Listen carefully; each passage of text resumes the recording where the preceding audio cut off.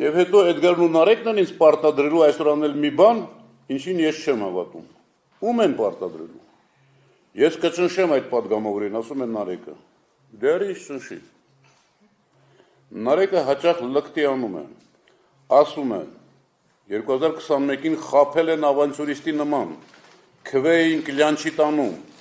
անդիմադիր աֆերիստներ, անբարոյական կեցվածք ունեն։ Սիրով ասեմ, լկտիությամբ Նարեկի հետ կարող են մրցել միայն մի քանի ԿՊԱ-ական պատգամավորներ։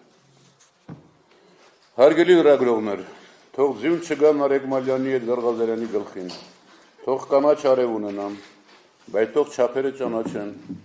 կեղծ օրակարգով հասարակությանը մոլորեցնող ԿՊ-ն հերիք է։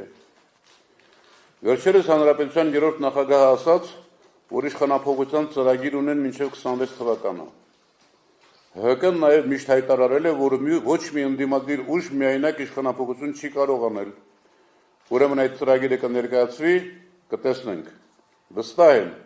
այդ ծրագիրը հենց այսօր իմպիչմենտ սկսելը չէ։ Ինձ համար այս թեման այլևս փակ է, որովհետև Հայաստան դաշինքի եւ երկրորդ նախագահի դեմ կազմակերպած այս արշավը բարոյական չէ։ Իսկ ինչը բարոյական չէ,